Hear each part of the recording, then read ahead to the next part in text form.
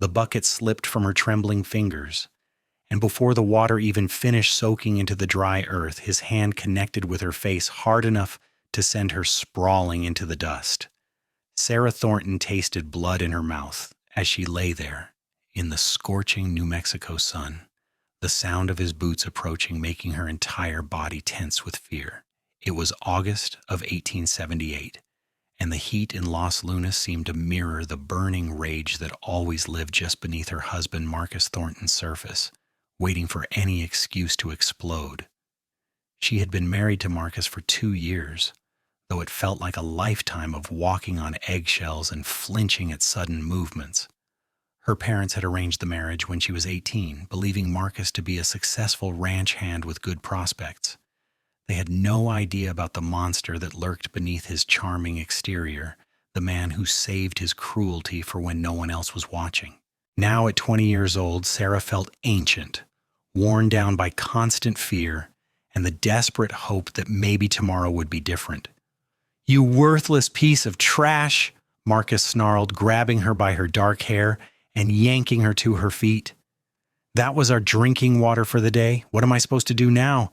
Go fetch more because you're too clumsy to carry a simple bucket?" Sarah kept her eyes downcast, knowing that meeting his gaze would only make things worse. "I am sorry. My hands were wet and it slipped. I will go get more right away." "Damn right you will," he said, shoving her toward the well. "And if you drop it again, I will make sure you regret being born." She stumbled but caught herself, quickly grabbing the bucket and hurrying toward the well at the edge of their small property.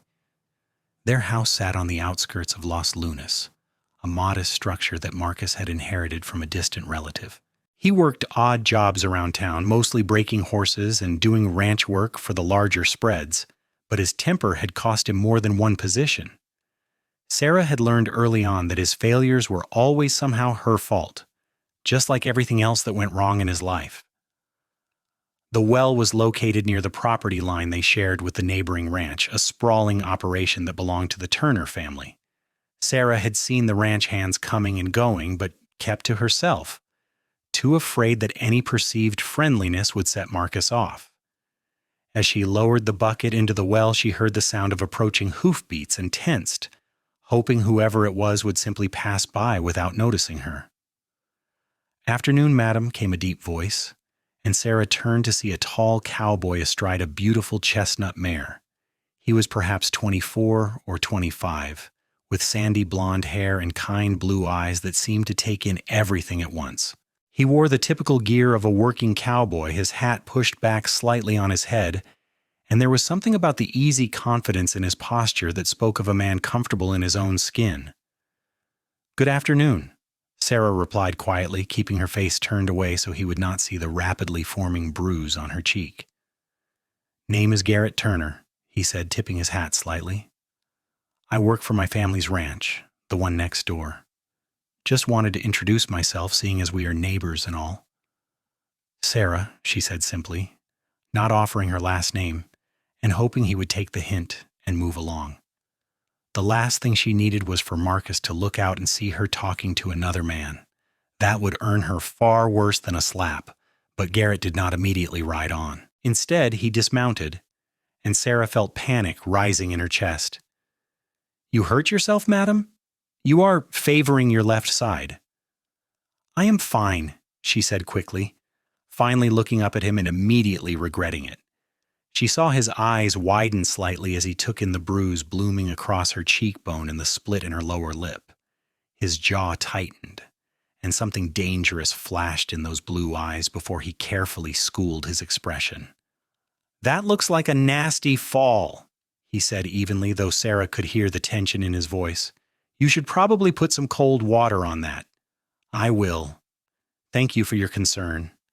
Sarah turned back to the well, cranking the handle to bring the bucket up, her hands shaking so badly she was afraid she might drop it again. Before she could lift it herself, Garrett stepped forward and took it from her. "Let me help you with that," he said firmly. "It looks heavy." "Please, I can manage," Sarah protested, but he was already walking toward her house, carrying the bucket as if it weighed nothing. She hurried after him, her heart pounding with terror at what Marcus might do if he saw this stranger helping her. As if summoned by her fear, Marcus appeared in the doorway, his face darkening when he saw Garrett approaching with the water. "What the hell is going on here?" Garrett set the bucket down carefully before turning to face Marcus. "Just being neighborly. Saw your wife at the well and figured I would help her carry the water. That bucket is pretty heavy for someone her size." "She can manage her own chores," Marcus said coldly. "We do not need any help." "Did not mean to overstep," Garrett replied, his tone friendly, but his eyes measuring Marcus in a way that made Sarah nervous. There was something in Garrett's stance that suggested he was not a man easily intimidated, despite Marcus being slightly taller and broader.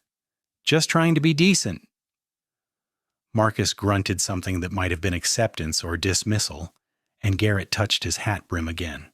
"I will be on my way then. Madam, you take care now."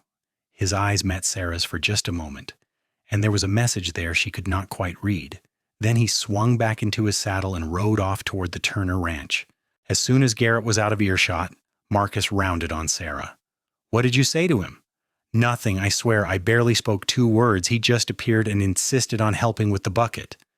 Marcus grabbed her arm hard enough to leave fingerprints. "You stay away from him.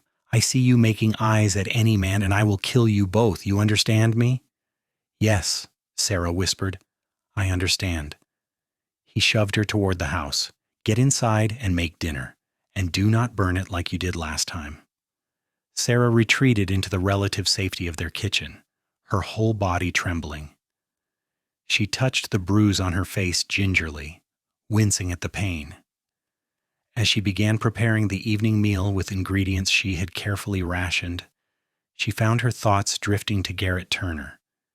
There had been something in his eyes when he looked at her injuries, a barely contained fury that frightened and intrigued her in equal measure. She had seen how his hands had clenched into fists at his sides when he spoke to Marcus, as if he were restraining himself from violence. But Sarah had learned long ago not to hope for rescue. In her experience, no one truly cared what happened behind closed doors between a man and his wife. It was considered private business, and even those who suspected the truth would turn a blind eye rather than get involved. She had tried going to the sheriff once, in the early days of her marriage, and he had simply told her that sometimes women needed a firm hand and she should try harder to be a good wife. After that, she had stopped looking for help from anyone. The days that followed fell into the familiar, terrible pattern. Marcus found fault with everything she did. The food was too salty or not salty enough. The house was not clean enough despite her spending hours scrubbing. Her dress was too fine, as if she thought she was better than she was, or too shabby, as if she was trying to embarrass him. Each criticism came with a slap or a shove or worse, until Sarah felt like she was constantly covered in bruises. She saw Garrett several more times over the next few weeks, always from a distance. He would be riding the fence line or working with cattle, and each time their eyes met, she saw that same concerned intensity. Once he raised his hand in a greeting, and she had turned away quickly, terrified that Marcus might be watching. She could not afford to give her husband any more ammunition. Then came the day that changed everything. Sarah had been sent into town to pick up supplies, a rare outing that she both cherished and dreaded. She cherished it because it meant a few hours away from Marcus's presence, but she dreaded it because she knew her bruises were visible and people would stare. She kept her head down as she moved through the general store, gathering flour and coffee and the other items on Marcus's list. "That will be $4.30, the shopkeeper said, and Sarah counted out the exact change Marcus had given her.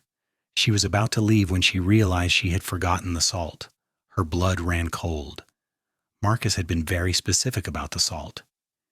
If she came home without it, he would be furious. "Excuse me," she said, turning back. "I need to add a bag of salt." The shopkeeper nodded and fetched it, then said, "That will be another 30 cents. Sarah stared at him in horror. "But I do not have any more money." "Cannot give it to you without payment, madam." "That's just good business." Her mind raced frantically. She could go home without the salt and face Marcus's wrath, Or she could somehow find 30 cents. Could I possibly come back later today with the money? My husband will be paid this afternoon and I can bring it by. The shopkeeper looked skeptical. I do not know about that. Please, Sarah said, hating the desperation in her voice, I really need the salt. A hand reached past her and placed several coins on the counter. That should cover it, Garrett Turner said from behind her. Sarah spun around, her face flushing with embarrassment and shame. He was standing close enough that she could smell leather and horse and honest sweat, and his expression was gentle. I cannot accept that, she protested. My husband would not approve. Then do not tell him, Garrett said simply. Consider it a loan from one neighbor to another. You can pay me back whenever. Sarah wanted to refuse, but the thought of going home without the salt terrified her more than her pride could withstand. Thank you, she whispered. I will find a way to repay you. No rush, he assured her. The shopkeeper packaged up her purchases, including the salt, and Garrett carried the heavy bag out to the wagon Sarah had driven into town. As he loaded it into the back, he spoke quietly. Those bruises are getting worse. I am clumsy, Sarah said automatically, the lie she had told so many times it almost felt true. No, you are not, Garrett said flatly. He turned to face her, and the intensity in his blue eyes made her breath catch. I know what is happening. I have seen it before with my mother's sister when I was younger. Her husband used to beat her until my father and uncle stepped in and made it stop. Sarah felt tears prick her eyes. There is nothing anyone can do. He is my husband. The law says he has the right to discipline me as he sees fit. The law is wrong, Garrett said fiercely. No man has the right to hurt a woman. No man has the right to terrorize someone weaker than himself and call it marriage. Please, Sarah begged, do not say anything to him. It will only make things worse for me. Garrett looked like he wanted to argue, but finally he nodded. I will not go to him directly. But Sarah, you need to know that you do not deserve this. None of it. And if you ever need help day or night, you come to the Turner Ranch. We will protect you. I cannot, she said, shaking her head. He would find me. He would kill me. Not if I killed him first, Garrett said, and the cold certainty in his voice sent a shiver down her spine. He helped her up onto the wagon seat, and their hands touched briefly. Even that small contact sent warmth spreading through her, a reminder that not all touches brought pain. Be safe, Sarah, please be safe. She drove home with her heart in her throat, Garrett's words echoing in her mind. No one had ever spoken to her with such conviction, such absolute certainty that she deserved better. Part of her wanted desperately to believe him, while another part knew it was dangerous to hope. Marcus was in a foul mood when she arrived home. He had been let go from his latest job for showing up drunk and arguing with the foreman. He went through the supplies she had brought with a critical eye, and Sarah held her breath when he picked up the salt, praying he would not somehow know it had been purchased with another man's money. Took you long enough, he grumbled. What were you doing in town? Whoring yourself to every man who looked at you? No, Sarah said quietly. The store was busy. I had to wait. He grabbed her chin roughly, forcing her to meet his bloodshot eyes. You are lying to me. I can always tell when you're lying. I am not, she insisted, even though her heart was racing. I came straight home after getting the supplies. Marcus stared at her for a long moment, then shoved her away. Make me something to eat, and it better be good. Sarah retreated to the kitchen, her hands shaking as she began preparing a meal. She could hear Marcus drinking in the other room, the sound of the bottle clinking against his glass again and again. The more he drank, the meaner he got. She tried to work quickly, hoping that food might soak up some of the alcohol and improve his mood, but she was not fast enough. When she brought him his plate, he took one bite and then hurled it against the wall. This is garbage! Are you trying to poison me? No, I use the same recipe I always use. I do not know what is wrong with it. You are what is wrong, Marcus snarled, standing up and advancing on her. Sarah backed away, but there was nowhere to go. He caught her by the throat and slammed her against the wall hard enough to rattle her teeth. You are worthless, a waste of space. I should have drowned you like a kitten the day I married you." Sarah could not breathe, could not speak. Black spots danced in her vision as his hand tightened around her throat. She clawed at his fingers, trying desperately to pry them loose, but he was too strong. Just when she thought she might pass out, he released her and she collapsed to the floor, gasping and coughing.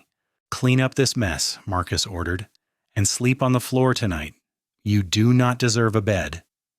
He stormed out, probably heading to the saloon to drink away what little money they had left. Sarah lay on the floor for a long time, her throat aching and her body trembling with reaction. She touched her neck gingerly and felt the swelling where his fingers had been. Tomorrow there would be bruises in the perfect shape of his hand, visible proof of his violence. As she slowly pulled herself to her feet and began cleaning up the broken plate and scattered food, Sarah thought about Garrett Turner's offer. Come to the Turner Ranch if you need help. Could she really do that? Could she abandon her marriage and run to a stranger? But was Garrett really a stranger anymore? He had shown her more kindness in their few brief encounters than Marcus had in 2 years of marriage. No, she decided, she could not run. She had made vows before God and witnesses, for better or worse, in sickness and in health, until death parted them. She just had to try harder to be a good wife. If she could just avoid making Marcus angry, everything would be fine. But deep down, in a place she did not want to examine too closely, Sarah knew she was lying to herself. Nothing would ever be fine with Marcus. The violence would continue until he eventually killed her, and part of her wondered if that might not be a relief. 3 days later, Sarah was at the well again, this time successfully drawing water without incident.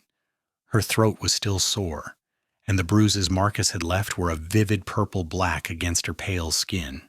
She wore a high-necked dress to try to hide them, but there was no hiding the handprint that wrapped around her throat like a grotesque necklace. "Sarah." Garrett's voice made her jump, and she spun around to find him standing a few feet away, his horse ground-tied nearby. His face went white when he saw her throat, and then flushed with rage. "What did he do to you?" "Nothing," she said automatically. "I am fine." "You are not fine," Garrett exploded, then visibly forced himself to calm down. "I am sorry. I should not have yelled. But Sarah, look at yourself. He tried to kill you." "He was just angry. I made him a bad dinner." "I do not care if you served him raw skunk meat.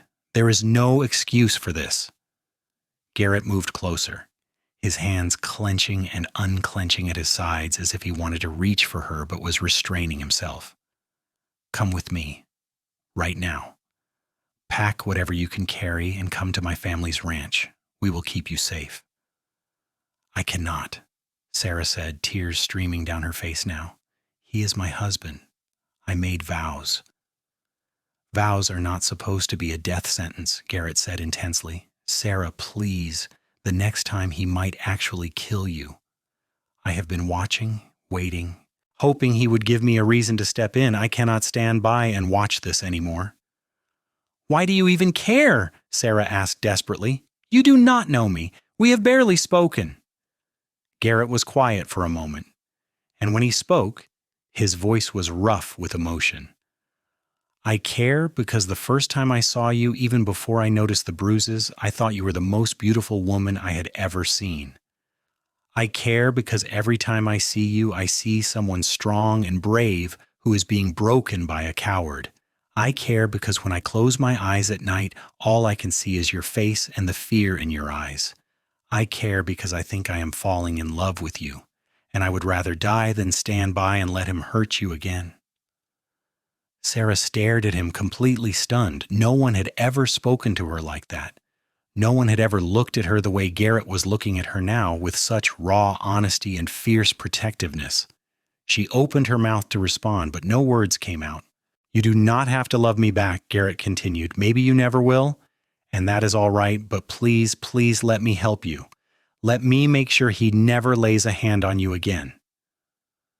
Before Sarah could answer, she heard Marcus calling her name from the house. I have to go, she said frantically. He cannot see me talking to you. Think about what I said, Garrett urged. I meant every word. Sarah grabbed the bucket of water and hurried back toward the house, her mind reeling. Garrett loved her. This good, kind man who had shown her nothing but compassion loved her. The thought was both terrifying and exhilarating. Marcus was in a suspicious mood that evening. I saw that Turner boy at the property line today, he said, watching her carefully. He has been hanging around a lot lately. You know anything about that? No, Sarah lied. Maybe he is just checking the fence line. It is his family's property. Maybe, Marcus said slowly, or maybe he is sniffing around where he does not belong. I might need to have a word with him. Terror shot through Sarah. Please do not. I am sure there is nothing to worry about. I will decide what there is to worry about, Marcus snapped. You just keep your distance from him and every other man in this town, you hear me? Yes, Sarah whispered. That night, Marcus was rougher than usual when he came to their bed. Sarah endured it as she always did, retreating into her mind and trying to be anywhere but in her own body. When it was over, Marcus rolled away from her and was asleep within minutes. Sarah lay awake, staring at the ceiling and thinking about Garrett's words. He had called her beautiful, brave, strong. All things she had not felt in so long she had forgotten what they felt like. With Marcus, she was worthless, stupid, clumsy, ugly. Every day brought a new litany of her failures. But when Garrett looked at her, she saw something different reflected in his eyes. She saw worth. The next morning, Marcus announced he would be gone for 2 days, traveling to Albuquerque to look for work. You better be here when I get back, he warned, and this house better be spotless. You understand? I understand, Sarah said. She watched him ride away with a mixture of relief and dread. Relief because she would have 2 days without fear, without violence. Dread because she knew he would be in a foul mood when he returned, especially if he did not find work. After waiting an hour to make sure Marcus was truly gone, Sarah walked over to the Turner ranch. Her heart was pounding so hard she thought it might burst from her chest. She did not have a plan, did not know what she would say. She just knew she needed to see Garrett again. The Turner ranch was impressive, with a large main house and several outbuildings. Cattle grazed in the distance, and she could see several men working with horses in a corral. As she approached, a woman came out onto the porch. She was perhaps 50 years old, with graying hair and a kind face. Can I help you, dear? The woman asked. I'm looking for Garrett Turner, Sarah said nervously. The woman's eyes widened as she took in Sarah's bruised throat and battered face. You must be Sarah. Come in, please. I am Garrett's mother, Margaret Turner. Sarah was ushered into a warm, comfortable kitchen that smelled of fresh bread and coffee. Margaret sat her down and poured her a cup, then called out the back door. Garrett, you have a visitor. Garrett appeared moments later, dusty from working with the horses. When he saw Sarah sitting at his family's table, his entire face lit up. You came. My husband is gone for 2 days, Sarah said quietly. I just needed to get away, to think. You can stay here, Margaret said firmly. Garrett told me about your situation. You're safe here, dear. No one will hurt you. I cannot stay, Sarah protested. When Marcus gets back, I need to be there. If I am not, he will come looking for me, and there will be trouble. Let him come, Garrett said, his voice hard. I will deal with him. No, Sarah said desperately. You do not understand. He will not just accept this. He will make everyone pay. Your family could lose everything. Margaret and Garrett exchanged a look. Sarah, Margaret said gently, we are not without resources. My husband and sons can handle men like your Marcus, but more importantly, we cannot in good conscience send you back to someone who is trying to kill you. Sarah felt tears welling up again. Why are you being so kind to me? You do not even know me. We know enough, Margaret said, and my son has told me about you. How strong you are, how brave despite everything you have endured. That is enough for me. Garrett pulled up a chair next to Sarah. Stay, he said softly. Not forever if you do not want to. Just for these 2 days while he is gone. Let yourself rest. Let yourself heal. Then we can figure out what comes next." Sarah looked at him, at the hope and concern in his eyes, and felt something crack open inside her chest. "All right," she whispered, "I will stay." Those 2 days were the most peaceful Sarah had experienced in years.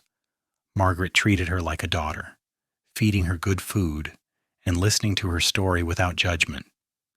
Garrett was careful not to crowd her, but his presence was constant and comforting. He showed her around the ranch, introduced her to his father and 2 younger brothers, and made her laugh for the first time in longer than she could remember. On the second evening, they sat together on the porch watching the sun set over the New Mexico landscape. The sky was painted in brilliant shades of orange and pink, and Sarah felt something like peace settling over her. "I should go back tomorrow," she said quietly, "before he returns." "You do not have to," Garrett reminded her. "You could stay here. We would protect you." "And start a war between our properties? Let Marcus destroy your family's reputation and business?" Sarah shook her head. "I cannot ask that of you." "You are not asking, I am offering." Garrett turned to face her, his blue eyes intense in the fading light. "Sarah, I meant what I said before. I am in love with you. Maybe that makes me a fool. Maybe it is too fast, but it is the truth. I would do anything to keep you safe. Anything." Sarah felt her breath catch. "I do not know if I can love anyone back. Marcus broke something inside me." "Then let me help you fix it," Garrett said. "However long it takes, however much patience you need, I am not going anywhere." Sarah reached out and took his hand, marveling at how gentle his touch was despite the calluses earned from hard work. "He will not let me go easily." "I know," Garrett said grimly, "but I will not let him hurt you again. That is a promise." When Sarah returned to her house the next morning, she found Marcus already there, a day earlier than expected. He was in a fury, and the moment she walked through the door, he backhanded her so hard she fell to the floor. "Where have you been?" he roared. "I came home early and you were gone. Were you out whoring yourself around town?" "No," Sarah gasped, tasting blood. "I was just at the church praying." "Liar!" Marcus kicked her in the ribs, and she curled into a ball, trying to protect herself. "You were with that Turner boy, were not you? I knew he was sniffing around. I knew you were too stupid to resist." "I was not," Sarah sobbed. "Please, Marcus, you are hurting me." "You have not seen hurt yet," he snarled, reaching for his belt. "I am going to teach you a lesson you will never forget." But before he could strike her with the belt, the door burst open. Garrett stood in the doorway, and the expression on his face was terrifying in its cold fury. "Step away from her, now!" Marcus spun around, still holding the belt. "This is my house and my wife. Get out before I throw you out." "You can try," Garrett said, his voice deadly calm. He moved into the room with the grace of a predator, "But you should know that if you do, I will make sure it is the last thing you ever do." Marcus laughed, but there was a nervous edge to it. "You think you can threaten me in my own home? I will have the sheriff lock you up." "Go ahead," Garrett said. "Bring the sheriff, bring the whole town. Let them see what you have done to your wife. Let them see the bruises, the broken ribs, the handprint on her throat where you tried to strangle her. Let them decide who the criminal is here." "She is my wife," Marcus repeated, but he sounded less certain now. "I have the right to discipline her." "You have the right to nothing," Garrett said coldly. He reached down and helped Sarah to her feet, his touch infinitely gentle despite the rage radiating from him. "Sarah, get your things. You are leaving with me." "She is not going anywhere," Marcus said, but when he moved toward them, Garrett stepped between him and Sarah. "Touch her again and I will break your hands," Garrett said flatly. "Then I will break your arms. Then I will break every other bone in your miserable body until there is nothing left of you but a puddle of blood and regret. Do you understand me?" Marcus stared at him, and for the first time, Sarah saw fear in her husband's eyes. Garrett was not as physically large as Marcus, but there was something in his stance and his expression that promised he would follow through on every word of his threat. "This is not over," Marcus said, trying to save face. "I will get the law involved. I will make sure you pay for this." "I am looking forward to it," Garrett said, and saying, "Now get out of our way." With Garrett's arm protectively around her, Sarah gathered a few of her belongings and walked out of the house she had shared with Marcus.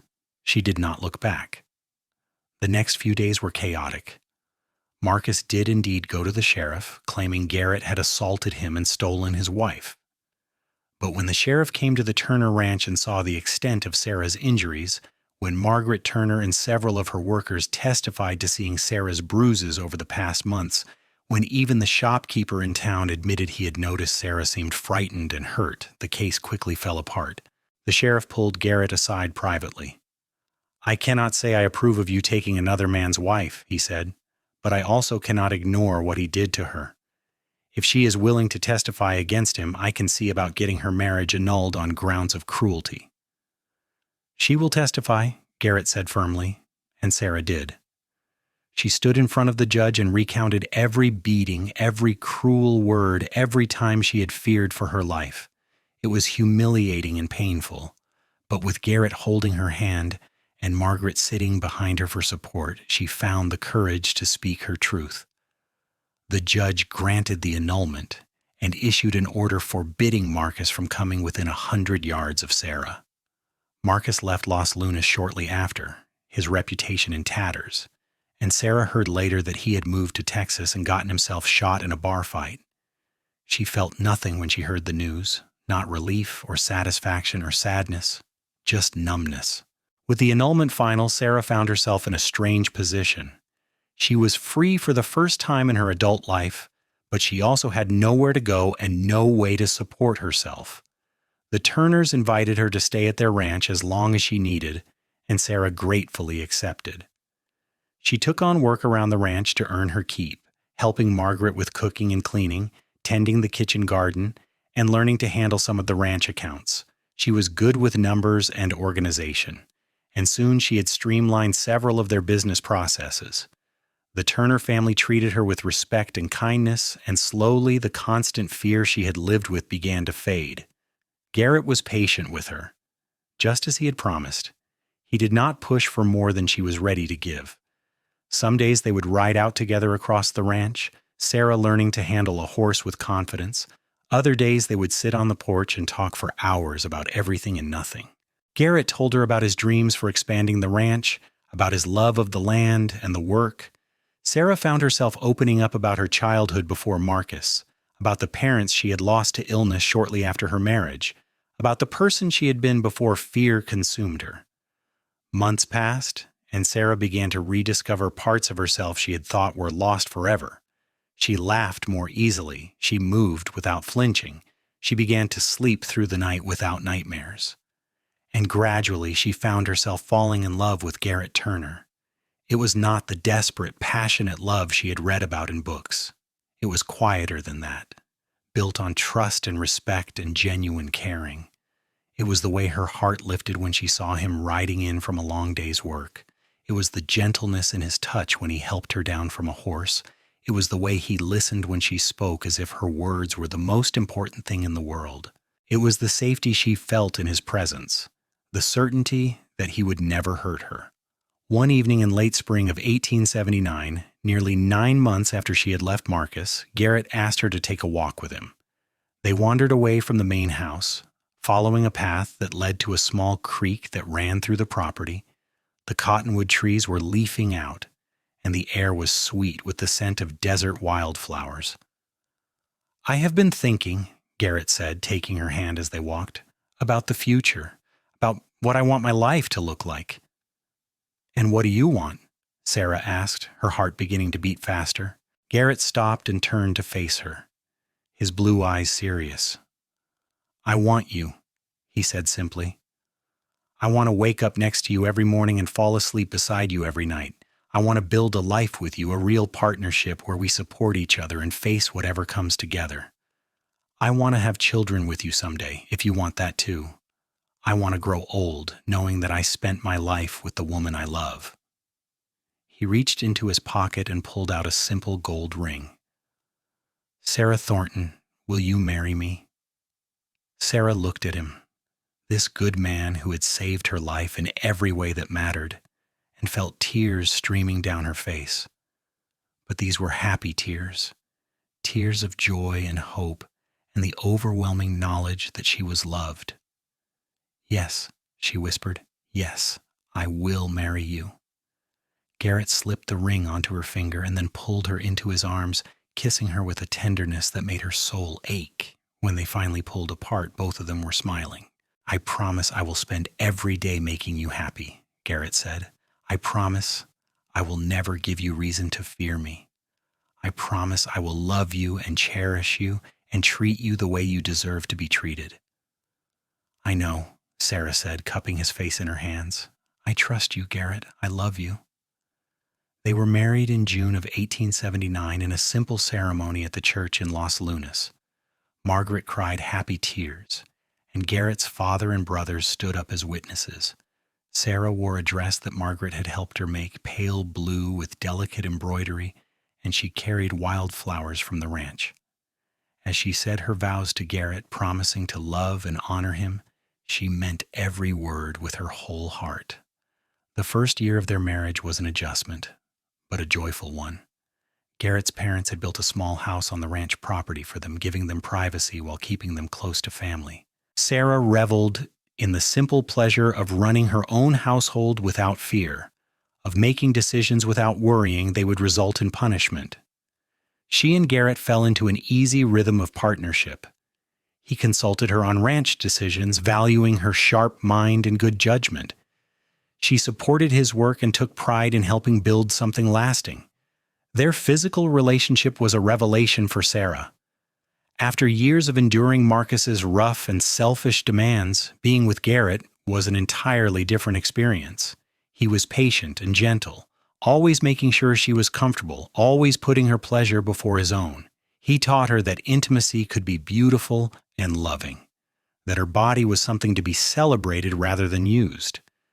It took time for her to fully relax and trust, but Garrett never rushed her, and gradually she found herself able to give herself to him completely. In the spring of 1880, Sarah discovered she was pregnant. She was terrified at first, memories of Marcus flooding back, and the fear that somehow her child would suffer for her past. But Garrett was overjoyed, and his excitement was infectious. He was attentive throughout her pregnancy, insisting she not overwork herself and bringing her whatever she craved. Margaret was equally delighted at the prospect of a grandchild and helped Sarah prepare everything they would need. In December of 1880, Sarah gave birth to a healthy baby boy. They named him George Turner, after Garrett's grandfather. Holding her son for the first time, looking down at his tiny, perfect face, Sarah felt a love so fierce it nearly overwhelmed her. She promised him silently that she would always protect him, always make sure he grew up knowing he was loved and valued. Garrett was a wonderful father, tender and devoted. He would hold George for hours, talking to him about the ranch and the horses and all the things they would do together when he was older. Watching them together, Sarah felt her heart expand with happiness. This was what family was supposed to be. This was what love looked like. The years rolled by in a blur of hard work and simple joys. The Turner ranch prospered, and Garrett took on more responsibility as his father aged. Sarah managed the household finances and proved to have a talent for business that served them well. In 1882, they had a daughter they named Sophia, with Sarah's dark hair and Garrett's blue eyes.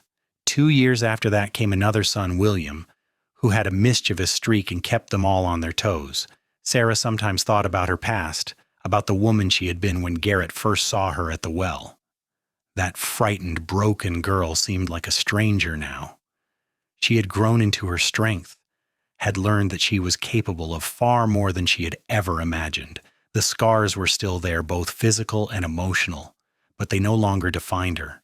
They were simply proof that she had survived. One evening in the summer of 1885, Sarah and Garrett sat on the porch of their home watching their children play in the yard. George was teaching his siblings how to rope a fence post, demonstrating the skills Garrett had taught him. Sophia was determined to do it better than her older brother, and William was getting tangled in his own rope and laughing about it. "You look deep in thought," Garrett said, reaching over to take her hand. "I was just thinking about how different my life could have been," Sarah said quietly, "if you had not stepped in that day, if you had not cared enough to help me." Garrett squeezed her hand. "I think you would have found a way to save yourself eventually. You are stronger than you know." "Maybe," Sarah said, "but I'm glad I did not have to do it alone. I am glad I had you." "And you always will," Garrett promised. "For the rest of our lives, you will have me." As they sat together in the fading light, Sarah reflected on the journey that had brought them here. She thought about the frightened girl who had dropped a water bucket and been beaten for it. She thought about the brave cowboy who had made sure it was the last time anyone hurt her. She thought about the love they had built together, solid and true and lasting. Their life was not always easy. Ranching was hard work, and there were lean years when drought threatened their livelihood or cattle prices dropped. There were worries about the children, normal childhood illnesses and accidents that scared them both. There were disagreements and frustrations, as any married couple had. But through all of it, they faced everything together, their partnership growing stronger with each challenge they overcame. In 1888, Margaret Turner passed away peacefully in her sleep. Sarah mourned the loss of the woman who had shown her such kindness when she had needed it most. She made sure her children knew stories about their grandmother, about her generosity and wisdom and the way she had opened her home to a stranger in need. Garrett took his mother's death hard, but Sarah was there to support him through his grief, just as he had supported her through so much. As the children grew older, Sarah made sure to teach her daughter the same lessons she wished she had known as a young woman. She taught Sophia that she had worth beyond being pretty or pleasing others. She taught her that no one had the right to hurt her ever, for any reason. She taught her to be strong and independent, to trust her own judgment. And she taught her that real love looked like her father, a man who was strong yet gentle, who led through example rather than force, who valued partnership over domination. She taught her sons those same lessons from a different angle. She taught George and William that true strength was in protecting those weaker than yourself, not in exercising power over them. She taught them that women deserved respect and kindness, that marriage was a partnership of equals. She taught them to be the kind of men who would step in when they saw injustice, who would use their strength to defend rather than to harm. Both boys grew up watching how their father treated their mother, and it shaped the men they would become. The ranch continued to grow and prosper. Garrett's innovations in cattle breeding and land management earned them a reputation throughout New Mexico. Sarah's business acumen kept their finances healthy even in difficult times. They became pillars of the Los Lunas community, known for their generosity and fairness. In 1892, George announced he was getting married to a young woman named Emma who worked at the general store. Sarah watched her son with his chosen bride and saw the same tenderness and respect that Garrett had always shown her. It filled her with pride to see that they had raised good men. Sophia proved to have no interest in settling down young. She wanted to see the world, to have adventures before she tied herself to home and hearth. Sarah and Garrett supported her dreams even as some in town clucked their tongues about a young woman being so independent. In 1894, Sophia traveled east to stay with distant relatives and attend a women's college. She wrote long letters home about her studies and the new ideas she was encountering, and Sarah treasured every word. William turned out to have a gift for working with horses. By the time he was 16, he could gentle even the wildest Mustang with patience and skill. He took over that aspect of the ranch operation and built it into a thriving business, training horses for ranches throughout the territory. As the new century approached, Sarah found herself looking back on her life with wonder. She was 41 years old, surrounded by family and love. She had built a good life from the ashes of a terrible one. She had raised children who knew how to love and be loved. She had been married to Garrett for 20 years, and she loved him more with each passing day. One night, Lying in bed with Garrett's arms around her, Sarah said, "Do you remember the day you carried that water bucket to my house?" "Of course I remember," Garrett said, pressing a kiss to her hair. "I remember thinking you looked so scared, and I wanted to hurt whoever had put that fear in your eyes." "I was terrified when you started talking to me," Sarah admitted. "I thought Marcus would see and make me pay for it. But I also remember thinking you had the kindest eyes I had ever seen." "I knew that day," Garrett said. "I knew you were going to change my life. I just did not know exactly how yet." "You saved me," Sarah said softly. "You gave me back my life. You gave me a future I never thought I could have."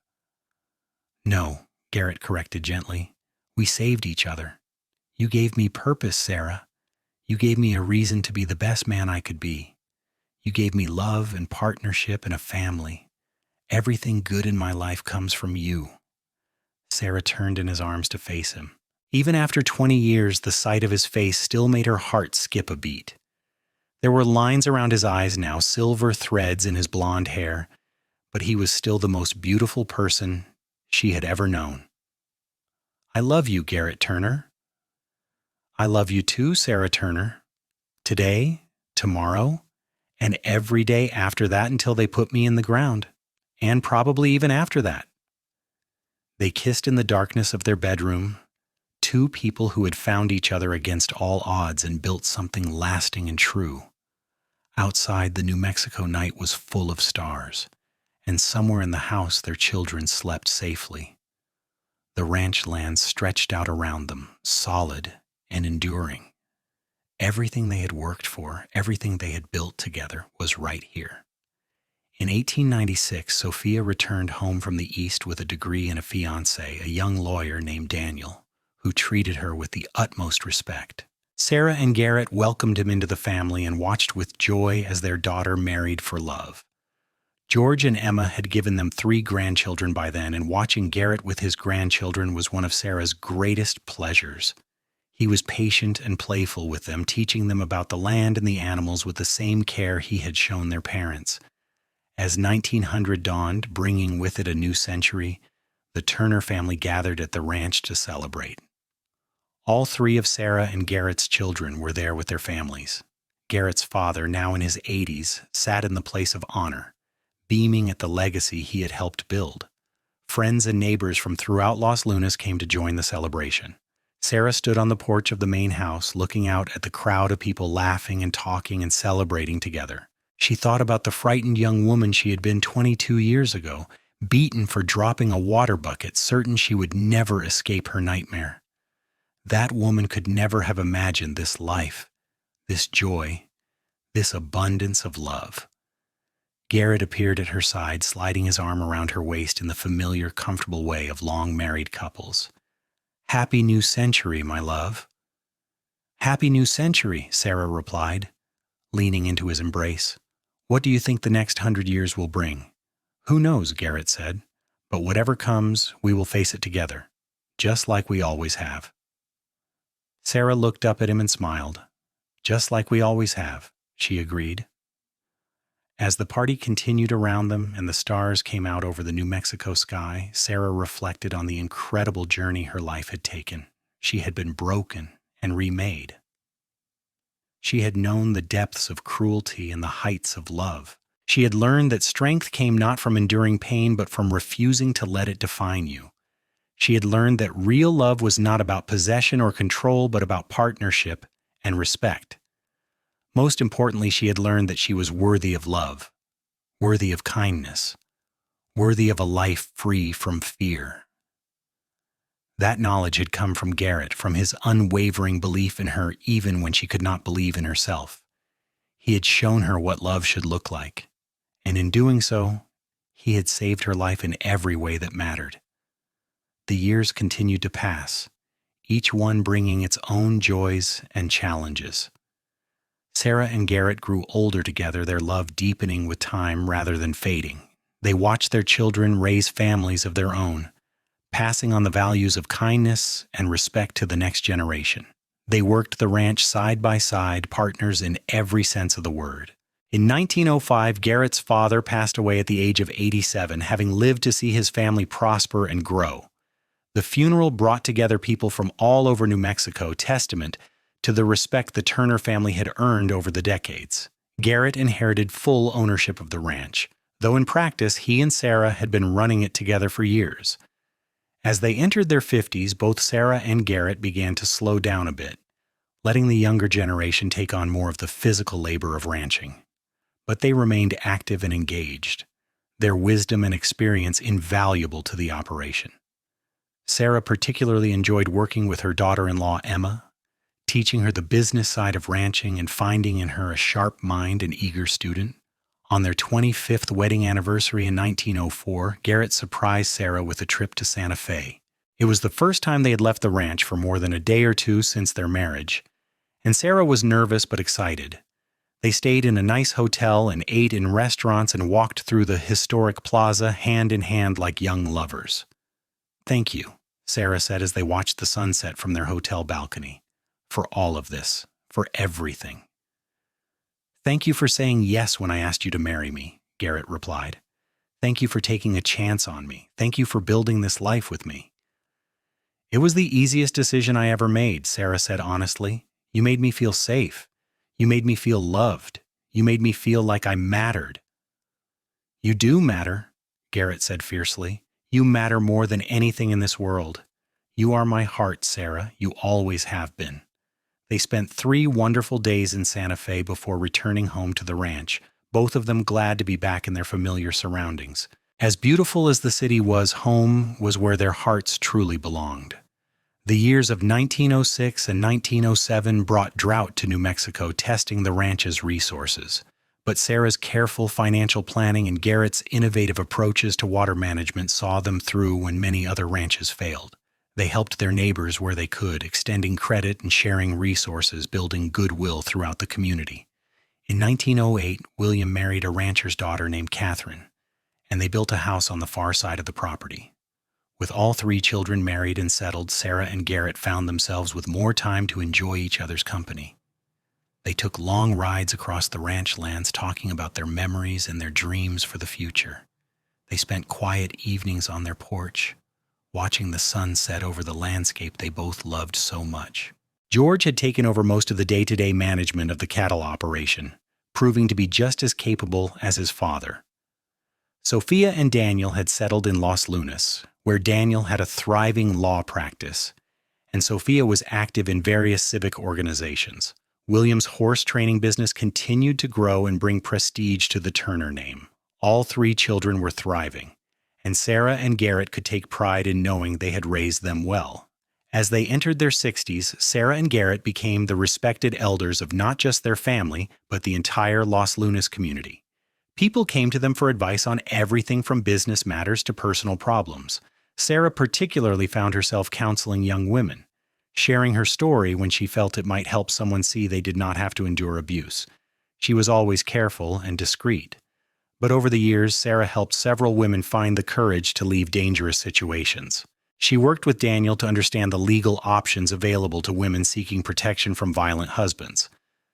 The laws had changed somewhat since her own experience, though not nearly enough in Sarah's opinion.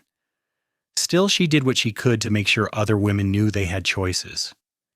In 1912, New Mexico became a state, and the Turner family joined in the celebrations. It felt like the closing of one chapter and the opening of another. The wild frontier that Garrett and Sarah had known in their youth was becoming something more settled and civilized. That brought both gains and losses, but mostly they felt grateful to have lived through such a transformative time.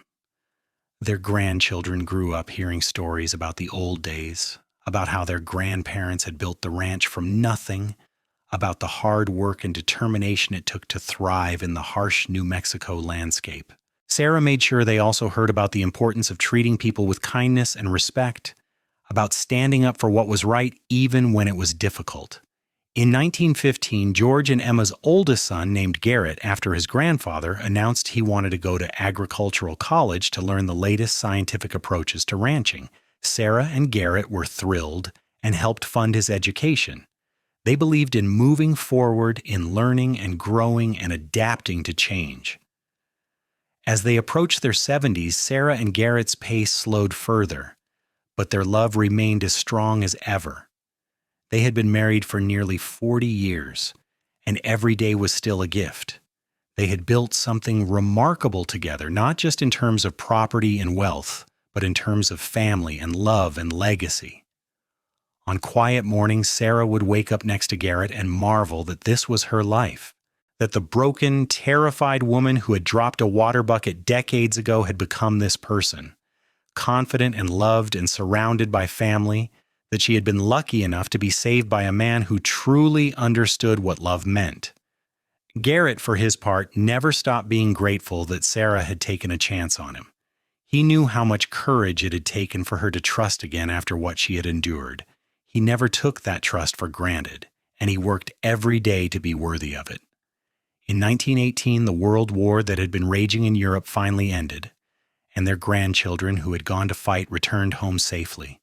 The family gathered for Thanksgiving that year in a spirit of profound gratitude. Sarah looked around the table at the faces of her children, grandchildren, and even a few great-grandchildren, and felt her heart overflow with love. After dinner, Garrett stood and raised his glass.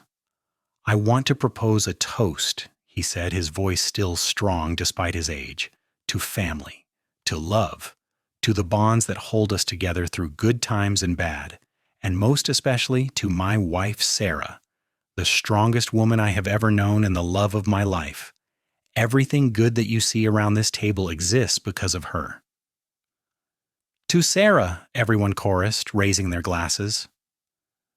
Sarah felt tears prick her eyes as she looked at Garrett, this man who had loved her so well for so long.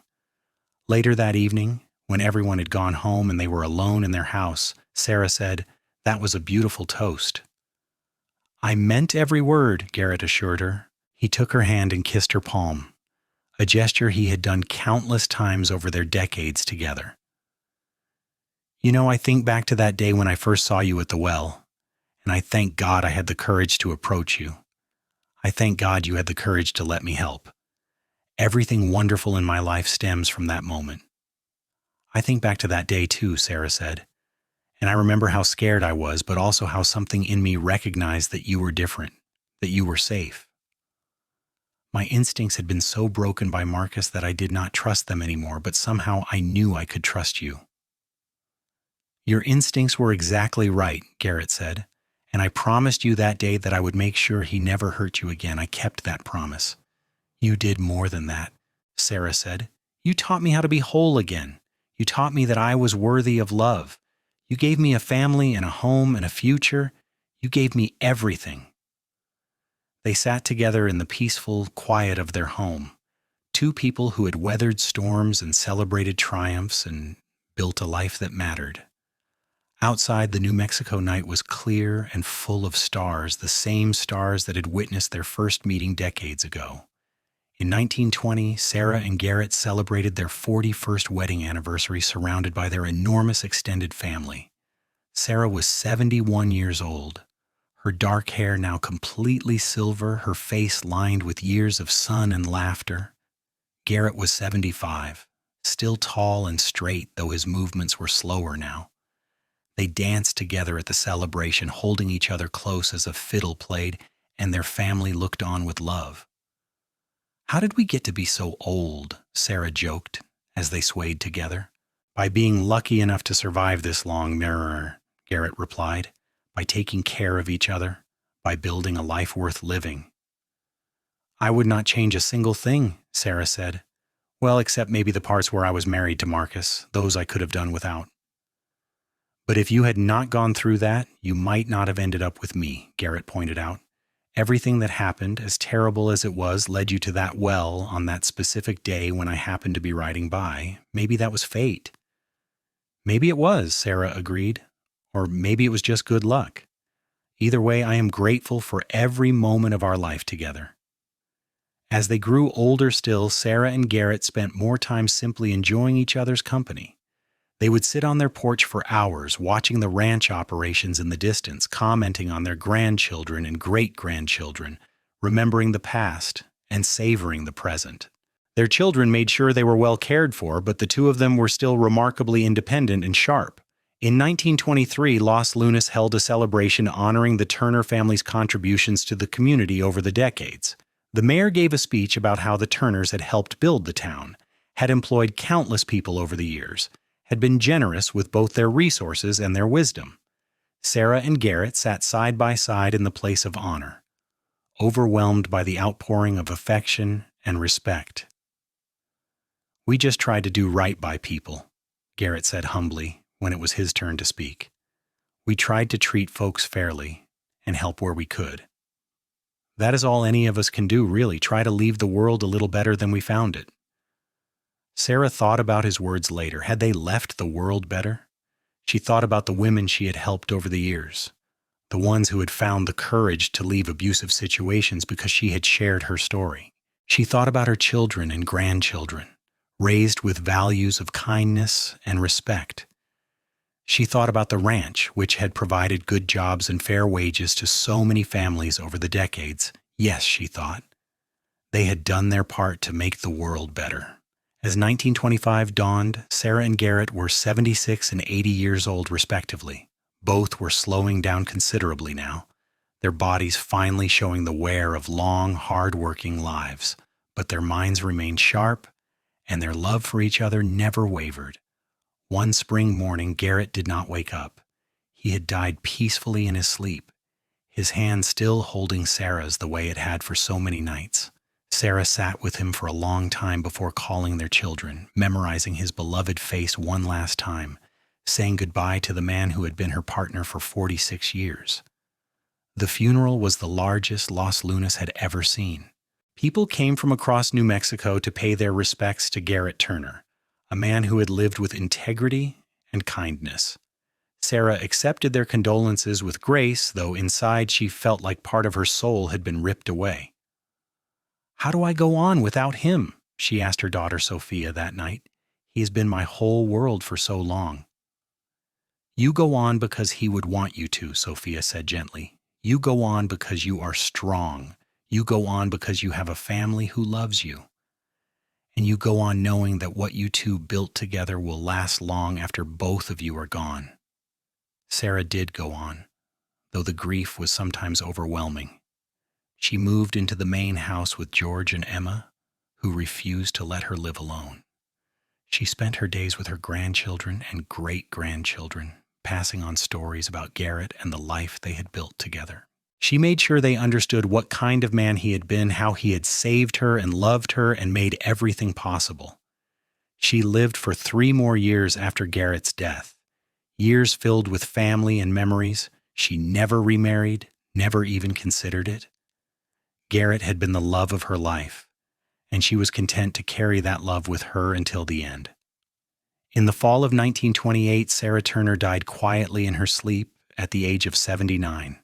Her children found her with a smile on her face, and they liked to think she had gone to join Garrett at last.